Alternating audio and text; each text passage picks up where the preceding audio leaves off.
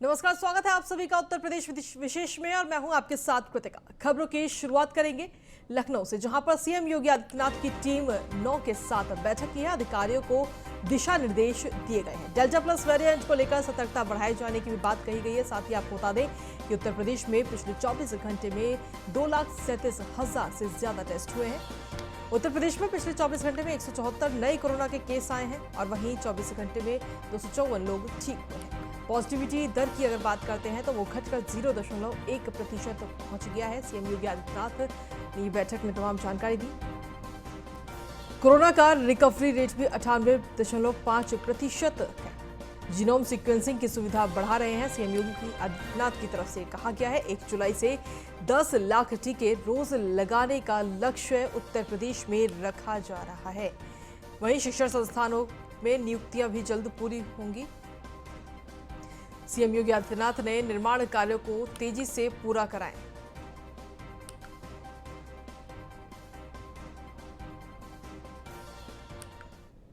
और इसी के साथ खबरों में आगे बढ़ेंगे। बात करेंगे अंबेडकर नगर की, जहां बीएसपी से विधायकों के निकाले जाने के कार्यकर्ताओं से काफी नाराजगी है।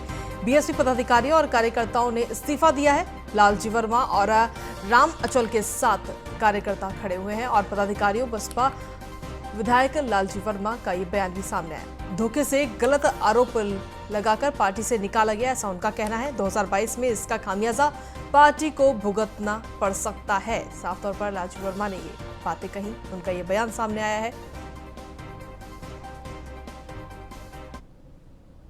कि जिस तरह से हम लोगों के साथ साजिश हुआ और गलत आरोप लगाकर पार्टी से निकालने का काम किया गया, निश्चित रूप से हम सब लोग और पूरे अंबेडकर नगर नहीं, पूरे उत्तर प्रदेश का जो बहुजन समाज पार्टी का संघर्षशील कार्यकर्ता है वो अपने को आहत महसूस कर रहा है। बहुत से जो साधारण कार्यकर्ता हैं वो बहुजन समाज पार्टी को छोड़कर हम लोगों के साथ खड़े हुए हैं। अन्याय के खिलाफ लड़ाई में हमारे साथ। आज उस मूवमेंट मिशन पे बहुजन समाज पार्टी भटक गई है और वो बड़े आशा भरी निगाहों से पूरे देश के लोग फोन करते हैं, चाहे रामचल राजभर हो, चाहे श्री लालजी वर्मा साहब हों। और जहां तक 2022 की बात है, जिस पार्टी के बारे में आप पूछ रहे हैं और जो घटनाक्रम इस समय चल रहा है, तो मुझे नहीं लगता कि इस घटनाक्रम से जो है बीएसपी जो है ग्रोथ करेगी, बीएसपी के परसेंटेज आगे बढ़ेंगे, मुझे ऐसा नहीं लगता। आज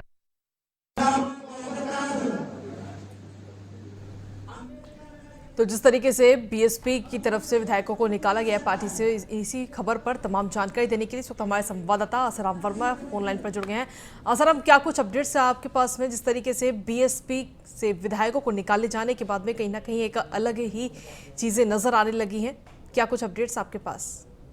जी, आपको बता दें, बीएसपी से ये दोनों विधायक निकाले जाने से बाद से जो है अचानक ये लोग जो है अपनी एक जनता में जा करके इसके जो है भावनाओं को है भुनाने का पूरा प्रयास किया जा रहा है। अपने पक्ष में कार्यकर्ताओं को जो अपनी बात रख करके अपने पक्ष में जो है लाके खड़ा करने का काम किया जा रहा है। और ये इस तरीके का अभियान अब तक इनके 2 कार्यक्रम हो चुके हैं। एक कार्यक्रम इन्होंने जो है लालजी वर्मा ने अपने जो है कटेरी विधानसभा में किया, तो दूसरा एक कार्यक्रम जो है लालजी वर्मा और राम अचल जी ने जो है जलालपुर विधानसभा में किया है। और इसमें ये भी है कि दूसरा तरीका अपने विरोधियों को भी इस तरीके का जो है अपनी ताकत का एहसास करा के उनको जो है एहसास करा रहे हैं कि जो है इस तरीके जो खामियाजा हमारे साथ हुआ है, जिस तरीके से हमारे ऊपर झूठा आरोप लगा के पार्टी से निकाला गया है, जिन लोगों को आरोप है उन्हीं लोगों को भी अपनी ताकत का एहसास करा रहे हैं। जी चलिए, बहुत बहुत धन्यवाद तमाम जानकारी और अपडेट्स देने के लिए। और इसी के साथ खबरों में आगे बढ़ेंगे। बात करेंगे सुल्तानपुर की, जहां से एक अस्पताल का वीडियो इस वक्त वायरल हो रहा है। इस वीडियो में युवक को वैक्सीन की डोज खाली लगा दी जा रही है। ये वीडियो किस अस्पताल की है अभी फिलहाल ये नहीं समझ आया, लेकिन अगर ये सच है तो खाली सीरींज से कई सवाल खड़े होते हैं। देखिए ये रिपोर्ट। सिरिंज में दवा नहीं, नर्स ने लगा दी पहली डोज। वैक्सीनेशन का खाली अभियान, जल्दबाजी कहें या लापरवाही, जो भी कहें इस तस्वीर के लिए वाजिब है। जहां वैक्सीनेशन अभियान को लेकर केंद्र और राज्य सरकार लगातार प्रयासरत है, वहीं सुल्तानपुर के एक अस्पताल का वीडियो सोशल मीडिया पर वायरल हो रहा है, जो चर्चा का विषय बना हुआ है। इस वीडियो में देखा जा सकता है कि कोविड वैक्सीन लगवाने आए शख्स के साथ कैसे धोखाधड़ी की जा रही है। वीडियो में देखा जा सकता है कि नर्स मैडम सिरिंज तो निकाल रही हैं, लेकिन बातों में इतनी मस्त हैं कि वो भूल गईं जिस शख्स को वैक्सीन की डोज दे रही हैं वो सिरिंज ही खाली है, और बातों बातों में नर्स मैडम शख्स को वैक्सीन लगा देती हैं। वैक्सीनेशन के रिकॉर्ड जो बन रहे हैं, कहीं ऐसा तो नहीं ये रिकॉर्ड इस सिरिंज की तरह खाली हैं। ये वीडियो सुल्तानपुर का बताया जा रहा है, लेकिन अस्पताल की जानकारी अभी सामने नहीं आई है। आखिर ऐसे कैसे होंगे लोग वैक्सीनेट, ये अपने आप में एक बड़ा सवाल है। Santosh Pandey, Sultanpur, news 1 India. और गाजियाबाद के बाद अब बात करेंगे हम अलीगढ़ की, जहां पर जहरीली शराब से मौत का मामला सामने आया था। आज केस में 30 आरोपियों के खिलाफ चार्जशीट दाखिल की गई है। ऋषि शर्मा, विपिन यादव समेत अन्य आरोपियों के खिलाफ ये चार्जशीट पेश की गई है, न्यायालय में पेश की गई है ये चार्जशीट, और एसएसपी के निर्देशन में बरामदगी सबूत के आधार पर इस चार्जशीट को बनाया गया है। विस्तार रिपोर्ट में जहरीली शराब पीने से कई लोगों की मौत हो गई थी और मौत की पुष्टि मामले में अब भी मॉनिटरिंग चल रही है। 29 मामलों में केस दर्ज किया गया है और वहीं 80 आरोपी अभी तक इस पूरे मामले को लेकर गिरफ्तार हो चुके हैं।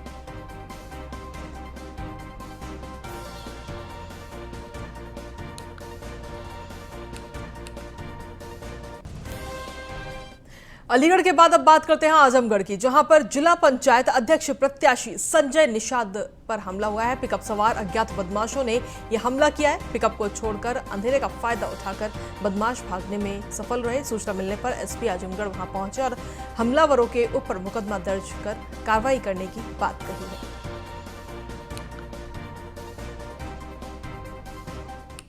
देखिए, बीती रात लगभग 11 बजे श्री संजय निषाद, जो कि जिला पंचायत अध्यक्ष के प्रत्याशी हैं भारतीय जनता पार्टी की तरफ से, उनका मेरे पास मेरे मोबाइल पर फ़ोन आया था कि कुछ लोगों द्वारा मेरी गाड़ी पर गोली चलाई गई है और वो गाड़ी मैंने पकड़ ली है। मैं तत्काल मौके पर पहुंचा, अन्य पुलिस अधिकारी भी मौके पर पहुंचे और जांच पड़ताल की तो इनके द्वारा बताया गया कि एक पिकअप वैन जो कि पीछे से खुली हुई थी, ओपन बॉडी की थी, उसमें कुछ लोग कौड़िया बाजार से इनका पीछा किया और इनकी गाड़ी से सटाकर इन पर फायर किए। और जब ये 3 गाड़ी से, ये खुद भी 3 गाड़ी से थे और उसमें सभी गाड़ियों में इनके समर्थक भरे हुए थे।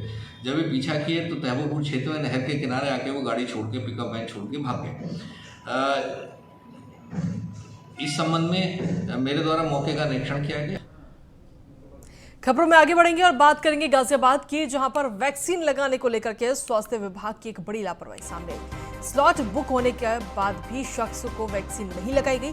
वैक्सीन नहीं लगी, लेकिन वैक्सीन लगने का मैसेज उनके पास जरूर आ गया। बीजेपी पार्षद देवेंद्र के साथ भी कुछ ऐसा ही वाकया घटा। स्वास्थ्य विभाग के खिलाफ लोगों ने नाराजगी जाहिर की। वहीं सीएमओ ने मामले की जांच करवाने की फिलहाल बात कही है। तो वैक्सीनेशन को लेकर के एक बड़ी लापरवाही इस वक्त सामने आई, जिसको लेकर के लोगों में भी काफी नाराजगी है। हालांकि सीएमओ ने मामले की जांच कर कार्रवाई करने की बात जरूर कही है। दरअसल गाजियाबाद में वैक्सीन लगाने को लेकर स्वास्थ्य विभाग पर कई आरोप लगे हैं। कहा जा रहा है कि स्लॉट बुक होने के बाद भी शख्स को वैक्सीन नहीं लगाई गई, लेकिन वैक्सीन लगने का मैसेज उनके फोन पर जरूर आ गया।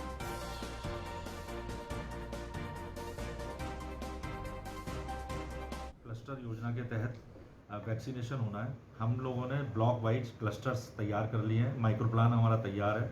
इसमें हम लोगों ने अपना जो जनपद गाजियाबाद में 4 ब्लॉक्स को हमने एक को अपना एक यूनिट मानते हुए, और शहर में 50 हमारे डिस्पेंसरी हैं अर्बन नगरीय स्वास्थ्य के, तो उनको एक यूनिट मानते हुए 54 ब्लॉक्स में बांट दिया है। और इसमें जो है हम लोगों ने 568 जनपद गाजियाबाद में टोटल क्लस्टर्स हमारे एक साथ काम करेंगे और 9176 जो हम लोगों के सेशन 1 जुलाई के माह में हो जाएंगे। 24 तारीख से रेगुलर जा रहा हूँ कोविड वैक्सीन लगवाने के लिए। मेरा वैक्सीन अभी तक नहीं लगी है। कभी कहते हैं वैक्सीन ख़त्म हो गई है, कभी कहते हैं 45 से ऊपर के लिए अभी नहीं लगा रहे हैं। और आज सुबह मैंने आधार कार्ड भी जमा कराए थे, उस समय बता दिया कि वैक्सीन नहीं है, आएगी तो आपको सूचित कर दिया जाएगा। लेकिन मेरे पास में मैसेज भी आ गया वैक्सीन भी ना लगाई, तो मैं किसके पास जाऊं? क्योंकि पार्षदों के लिए किसी तरह की नगर निगम की तरफ से कोई सहूलियत, कोई सुविधा नहीं दी जा रही है। अब इतनी ज़्यादा भीड़ होती है, हम कैसे जाएं? गर्मी बहुत है। उत्तर प्रदेश विशेष में अब बात करेंगे कानपुर की, जहां पर राष्ट्रीय युवा हिंदू वाहिनी के जिलाध्यक्ष की दबंगई सामने आई है। जिलाध्यक्ष आलोक कुमार सविता ने हर्ष फायरिंग कराई। जेल से छूटने के बाद घर पहुंचने पर उन्होंने हर्ष फायरिंग कराई है। घर के बाहर फूल माला पहनाकर ताबड़तोड़ कई फायरिंग की गई। हर्ष फायरिंग का वीडियो भी इस वक्त सोशल मीडिया पर वायरल हो गया है।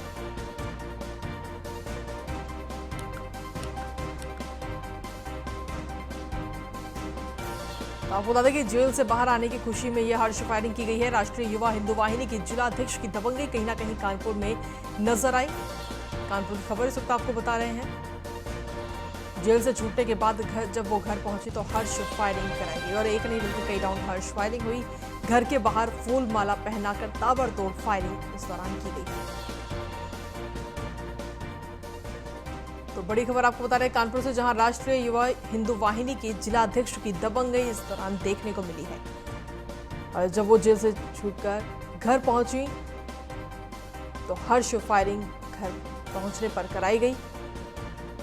घर के बाहर फूल माला पहनाकर ताबड़तोड़ फायरिंग वहां पर की गई है। एक तरह से देखा जाए तो दबंगई उनकी नजर आई कानपुर से।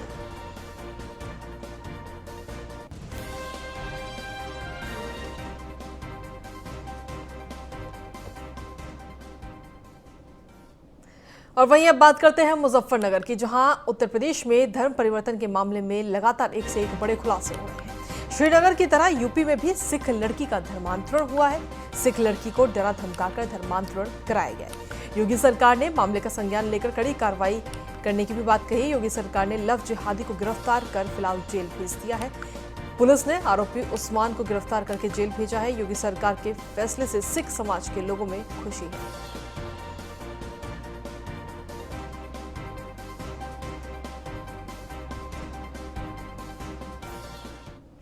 और इसी के साथ सीधे रुक करते हैं चंडीगढ़ का। आखिर दिल्ली के मुख्यमंत्री अरविंद केजरीवाल क्या कुछ कह रहे हैं, सुनते हैं।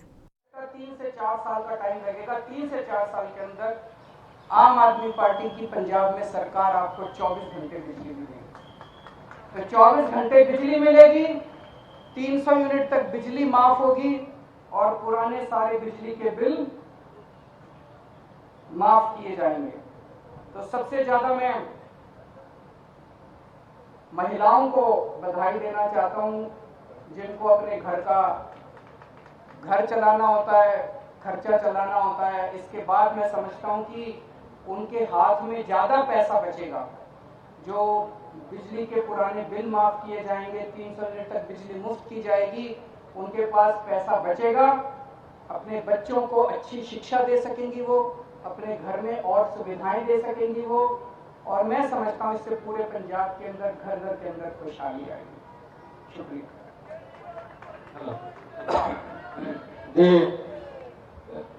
बड़े वधिया तरीके नाल संक्षेप दे विच अरविंद केजरीवाल जी मुख्यमंत्री दिल्ली, उन्होंने पंजाब के बिजली के मुद्दे को छुआ और उन्होंने दस्या कि किवें दिल्ली दे विच काम होया। जे नीयत साफ होवे तो कोई भी काम मुश्किल नहीं होंदा।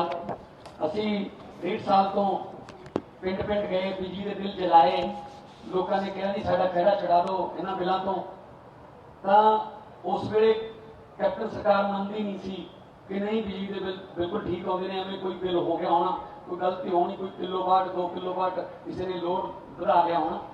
पर पिछले दिन ही जो दिल्ली गए मुख्यमंत्री पंजाब कैप्टन साहब, तो उन्होंने आपकी हाई कमांड ने जोड़े 18 वादे याद कराए कि पहले जाके पूरे कर दो, नहीं तो पिंडा च वोटा मंगण किहड़े मूँह नाल जावांगे, ये शिकायत मिलियां ने। तो उन्हें 18 दे विच सब तो पहला बिजली दी सी। इसका मतलब आप भी मान लिया कांग्रेस पार्टी ने, कांग्रेस सरकार ने कि हाँ साथों वादे पूरे नहीं हुए, सो सारे वादे लिखा के भेजे है। तो इस करके जिस तरह सीएम साहब ने कहा, केजरीवाल साहब ने कहा कि ये उन्होंने वादा नहीं, ये अरविंद केजरीवाल की गारंटी है जी कि दिल्ली के सफलतापूर्वक ग्रंथि जी है वो चल रही है। मैं हुण पत्रकार साहबान को कहूँगा कि तो आपको बता दें कि दिल्ली के मुख्यमंत्री अरविंद केजरीवाल इस वक्त पंजाब के दौरे पर है और चंडीगढ़ में प्रेस कॉन्फ्रेंस कर रहे थे। कहीं ना कहीं कह सकते हैं कि 2022 में जो इलेक्शन होने हैं, जो विधानसभा के चुनाव हैं, उसकी तैयारियों में इस वक्त अरविंद केजरीवाल जुट गए हैं। इसी के साथ खबरों में आगे बढ़ेंगे। हरदोई के जहानी खेड़ा में पोल्ट्री फार्म में से बर्ड मक्खियों का प्रकोप दर्जनों गाँव की परेशानी का सबब बनता जा रहा है, जिसको लेकर किसान नेताओं ने एक अनोखा आंदोलन छेड़ दिया है। क्या है ये आंदोलन, देखिए इस रिपोर्ट में।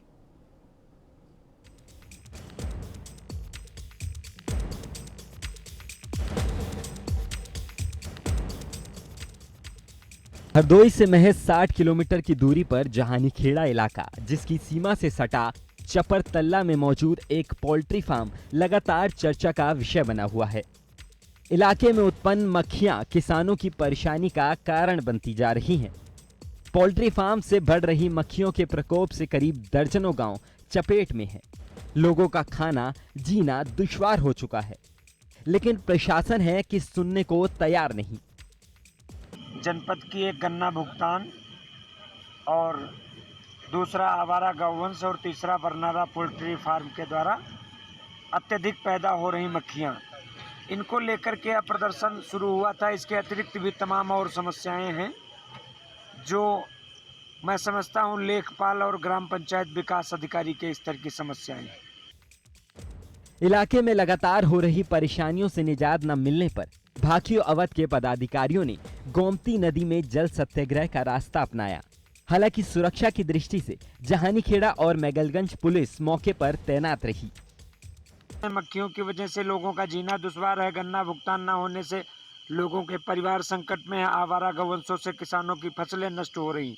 इन पर बात करो तो कह देते हैं कि शासन के स्तर का बिंदु है, लेकिन जो उचित दर विक्रेताओं की उदंडता है, ग्राम पंचायत विकास अधिकारियों के द्वारा जनता का किया जा रहा शोषण है। बता दें कि इस समस्या को लेकर दर्जनों गांव के ग्रामीणों ने भाकियू अवध के कार्यवाहक प्रदेश अध्यक्ष शामू शुल्क से निजात दिलाने के लिए गुहार लगाई थी। लेकिन ये पहली बार नहीं है जब किसान इस समस्याओं को लेकर प्रदर्शन कर रहे हों।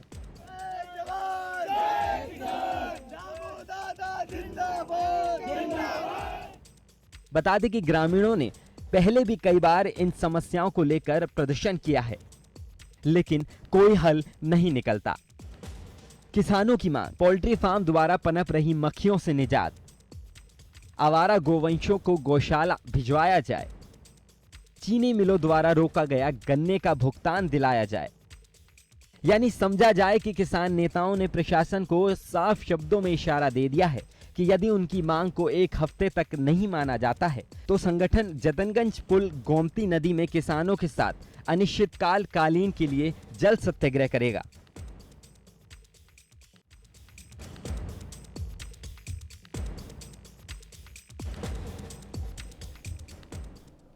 वहीं बात करेंगे गाजियाबाद की, जहां पर गाजियाबाद पुलिस को चुनौती बदमाश देते हुए नजर आ रहे हैं। बदमाशों को गाजियाबाद में पुलिस का कोई खौफ नजर नहीं आता। सभासद जगत सिंह पर बदमाशों ने गोलियां बरसाई हैं। पैर में गोली लगने से सभासद अस्पताल में भर्ती उनको कराया गया है। बाइक सवार नकाबपोश पहन के आए थे। बदमाशों ने फायरिंग की और बदमाशों ने सभासद जगत पर 6 राउंड फायरिंग की है। आपको बता दें कि लोनी कोतवाली क्षेत्र के नवीन कुंज कॉलोनी का ये पूरा मामला बताया जा रहा है और कल भी लोनी में ही ट्रिपल मर्डर जैसी वारदात हुई थी और उसके बाद में आज ये घटना, कहीं ना कहीं कहा जा सकता है कि बदमाशों को वहां पर पुलिस का कोई खौफ नहीं है।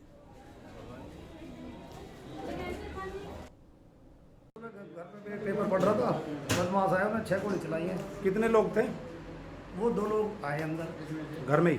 नहीं, गली है, बिल्कुल गली में घूमे थे। तो कुछ कहा उन्होंने? नहीं, कहीं नहीं, उन्होंने आप पे गोली चलानी शुरू कर दी आते ही। हाँ, और फिर वो भाग गया, वो फरार हैं। कोई शक किसी पर किसी तरीके? नहीं, सकता भी है थोड़ा, वो मामला थोड़ा डिस्टर्ब होगा तो थोड़ा जो भी होगा सोच समझ के बताएंगे। और इसी के साथ फिलहाल उत्तर प्रदेश विशेष में मेरे साथ इतना ही। बाकी तमाम खबरों के लिए आप बने रहिए न्यूज़ 1 इंडिया के साथ। नमस्कार।